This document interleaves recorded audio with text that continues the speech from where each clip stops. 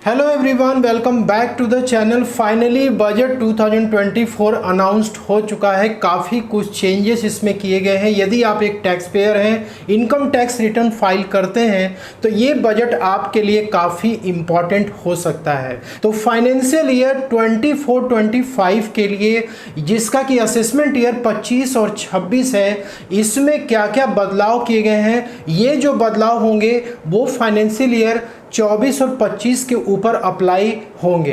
तो इस बजट में क्या कुछ चेंजेस किए गए, चलिए वन बाय वन करके डिस्कस करते हैं। काफ़ी है, कुछ लोगों को इसमें बेनिफिट होगा, कुछ लोगों को लॉस होगा, तो सारी चीज़ों को हम डिस्कस करने वाले हैं। सबसे पहले तो बात करते हैं सैलरीड एम्प्लॉय के लिए। तो यहाँ पे गवर्नमेंट ने सैलरीड एम्प्लॉय को लिए एक रिलैक्सेशन दिया हुआ है कि यदि आपकी जो सैलरी इनकम थी, जिसमें से कि आपको स्टैंडर्ड डिडक्शन 50,000 रुपीज़ का मिलता था, अब ये स्टैंडर्ड डिडक्शन बढ़ा करके 75,000 रुपीज़ असेसमेंट ईयर 25 और 26 के लिए कर दिया गया है। और जो दूसरी चेंजेस है वो है फैमिली पेंशन में।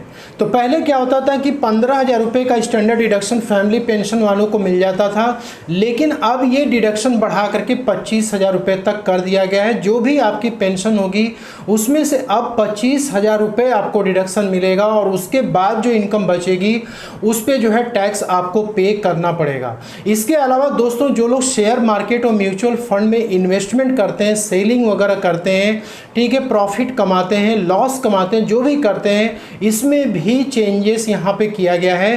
तो यहाँ पे देख सकते हैं कि सबसे पहले बात करते हैं short term capital gain tax, जो कि सेक्शन 111A में टैक्सेबल होता है।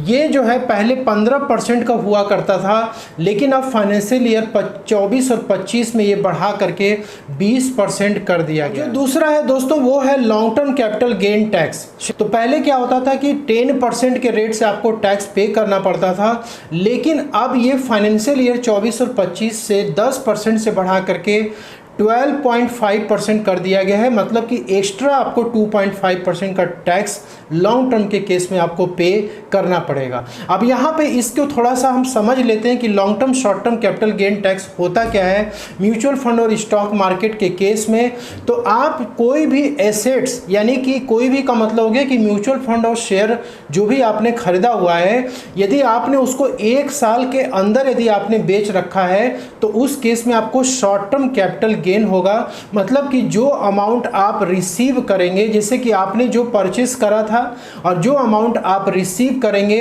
उन दोनों का जो डिफरेंस होगा वो आपका क्या होता है, प्रॉफिट होता है।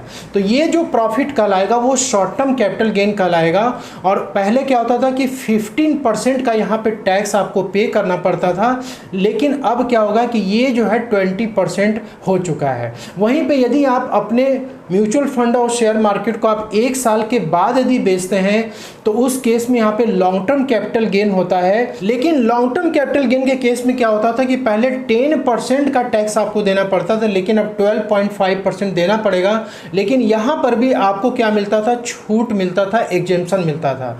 तो ये जो लॉन्ग टर्म कैपिटल गेन आपका होता था, यदि 1 लाख के ऊपर यदि क्रॉस करता था तो आपको टैक्स पे करना पड़ता था लॉन्ग टर्म कैपिटल गेन के केस में, ठीक है। लेकिन यदि आपकी प्रॉफिट 1 लाख के नीचे रहती थी तो आपको कोई भी LTCG टैक्स नहीं देना पड़ता था।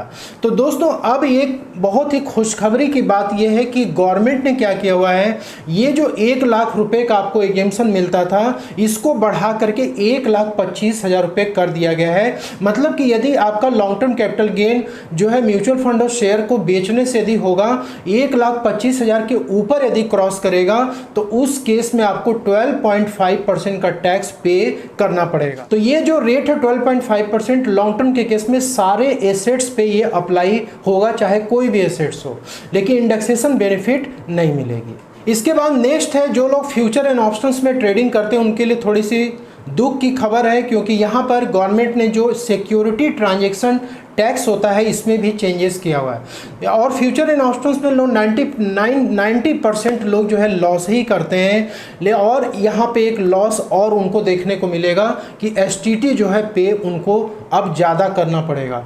तो ऑप्शन के केस में 0.0625 पहले हुआ करता था, अभी 0.1% हो चुका है। और फ्यूचर की बात करें तो 0.0125% पहले चार्ज होता था STT, अब ये बढ़ा करके 0.02% कर दिया गया है। है। इसके बाद नेक्स्ट है by back of shares. By back of share के केस में जो भी पैसा आपके हाथ में रिसीव होगा वो डिविडेंड की तरह ट्रीट किया जाएगा और उस पे अब आपको टैक्स पे करना पड़ेगा। इसके बाद दोस्तों न्यू टैक्स रेजिम में एक मेजर चेंजेस किया गया है। पहले क्या होता था, old versus new tax regime में होती थी जिसमें कि अलग अलग टैक्स स्लैब्स के रेट्स दिए होते थे, लेकिन फाइनेंशियल ईयर 24 और 25 के लिए न्यू टैक्स रेजिम में थोड़ा सा यहाँ पे चेंजेस किया गया है। तो हम एक बार देख लेते हैं कि 3 लाख रुपए तक तो जीरो के रेट से टैक्स लगेगा। अब ये स्लैब जो है थोड़ा सा चेंज किया गया है। 3 लाख 1 से लेके 7 लाख रुपए तक यदि होगा तो 5% का रेट लगेगा। 7 लाख 1 से लेके 10 लाख तक होगा तो 10% लगेगा। 10 लाख 1 से लेके 12 लाख रुपए तक होगा तो 15% का टैक्स लगेगा। और इसके बाद 15 लाख रुपए के एबव में यदि आपका जाता है तो 30% का टैक्स यहाँ पे चार्ज अब किया जाएगा। तो ये slab rate new tax regime वाली चेंज हो चुकी है, जिसको कि आप यदि यहाँ पे डिटेल में देखेंगे तो पहले क्या होता था कि 3 लाख तक तो नील होता था, 3 से 6 में आपको 5% पे करना पड़ता था। लेकिन अब जो चेंजेस किया गया, अब ये लिमिट जो है 6 लाख से 7 लाख कर दी गई है। ठीक है, अब 7 लाख रुपए तक यदि आपकी इनकम होगी तब आपको 5% का टैक्स पे करना पड़ेगा। इसके बाद 6 से 9 में 10%, लेकिन अभी 7 से 10 हो चुका है, 10% का रेट लगेगा। 9 से 12 था तो अब ये 10 से 12 हो चुका है, 15% का रेट लगेगा। तो यहाँ पे जो स्लैब रेट है दोस्तों, इसमें एक बहुत बड़ा चेंजेस किया गया है और इसमें आपको फायदा ज़्यादा देखने को मिलेगा। यहाँ पे जो नेक्स्ट जो चेंजेस किया गया है कि यदि आपकी ग्रॉस टोटल इनकम 7.75 लाख तक है फाइनेंशियल ईयर 24 और 25 में, तो अब आपको जीरो टैक्स पे करना पड़ेगा। अब दोस्तों इसको समझने के लिए यहाँ पे एक छोटा सा एग्जांपल लेते हैं। पहले क्या होता था, 7.5 लाख की लेट सपोज आपकी सैलरी इनकम है, स्टैंडर्ड डिडक्शन 50,000 रुपये आपको मिलता था। टोटल इनकम 7 लाख रुपए तक आती थी और आपको रिबेट मिल जाता था 25,000 रुपये का 87A में, और आपकी टैक्स लायबिलिटी क्या होती थी, नील हो जाती थी। लेकिन अब जो चेंजेस किया गया है, अब ये लिमिट बढ़ा करके 7,75,000 रुपये कर दिया गया है और यहाँ पे जो स्टैंडर्ड डिडक्शन है ये 50,000 से लेके 75,000 रुपये कर दिया गया है। इसके वजह से क्या हो रहा है कि यहाँ पे आपको बेनिफिट मिल रही है। तो यहाँ भी टोटल इनकम आपकी 7 हो जाएगी और 25,000 की टैक्स लायबिलिटी और रिबेट आपको मिलेगा।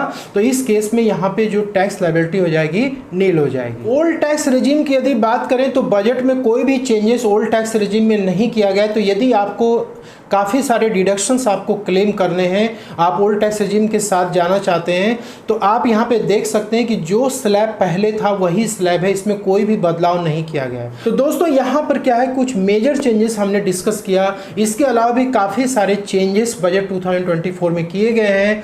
जो रेलेवेंट पॉइंट्स था एक टैक्स पेयर के लिए वो हमने डिस्कस किया। तो hope you like this video में दी गई जानकारी यदि आपको पसंद आती है तो लाइक शेयर जरूर करिएगा। मिलते हैं नेक्स्ट वीडियो में, तब तक के लिए जय हिंद, जय भारत।